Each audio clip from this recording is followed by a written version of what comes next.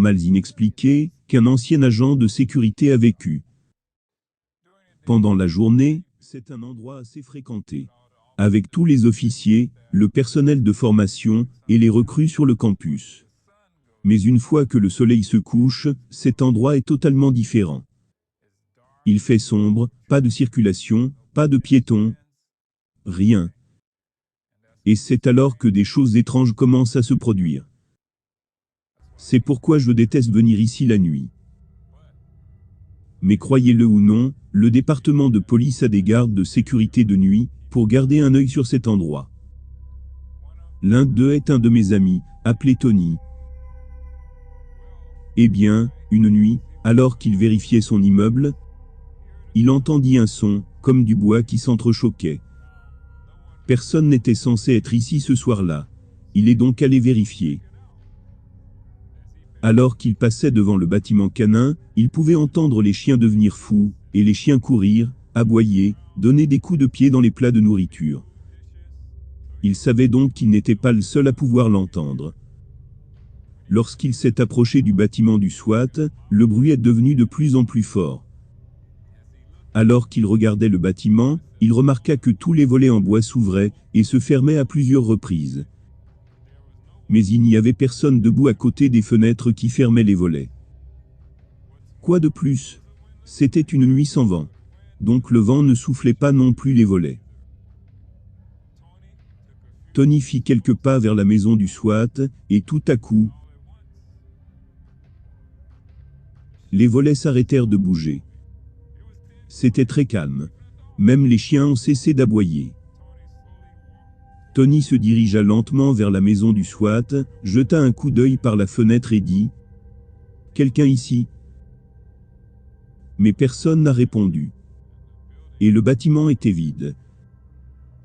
Mais attendez, l'histoire de Tony ne s'arrête pas là. Quelques nuits plus tard, Tony faisait sa routine habituelle, fermant la porte d'entrée, s'assurant qu'elle était sécurisée, et faisant ses vérifications autour de la propriété. Tout semblait normal. Et bien sûr, il était le seul à l'académie. Alors il décida de s'asseoir, dans le passage ouvert pour passer le temps. Mais alors qu'il regardait vers le parking, il remarqua une vieille dame vêtue de blanc, marchant vers lui. Au début, il pensait que la dame était peut-être perdue, ou avait besoin d'aide. Alors Tony lui fit un signe de la main, pour attirer son attention. Mais elle ne répondit pas, et continua à marcher vers lui. La chose amusante qui lui traversa l'esprit. Il n'a pas entendu le portail s'ouvrir. Comment est-elle donc entrée? Alors que Tony se levait pour demander à la vieille dame, elle a disparu. Tony pensa, oh non, pas encore. Mais cette fois, il a décidé qu'il ferait mieux d'appeler son superviseur à ce sujet. Alors qu'il se retourne, devinez qui se tenait là? Ouais, la vieille dame vêtue de blanc. Et devinez quoi? Elle commença à marcher lentement vers lui, les yeux fixés le regardant. À présent, Tony panique. Il a tellement peur. Il ne peut pas bouger. Il est gelé.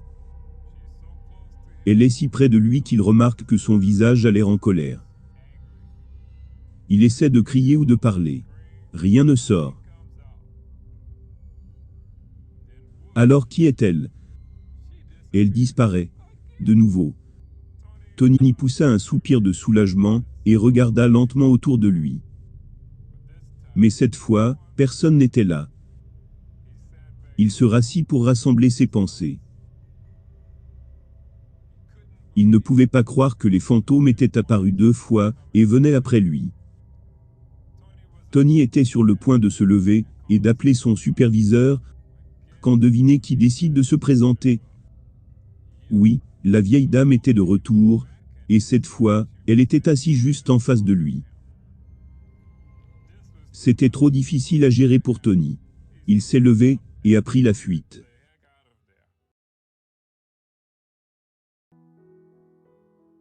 Si vous êtes attaqué dans votre vie, par les démons, les fantômes, et tous ces êtres maléfiques, comme cet homme dans la vidéo précédente, sachez qu'il y a la solution pour être victorieux. C'est le Seigneur Jésus-Christ. Il a payé le prix, par son sacrifice à la croix, pour vous donner la victoire sur les oppressions. Vous n'aurez pas besoin de fuir, c'est le diable qui fuira loin de vous.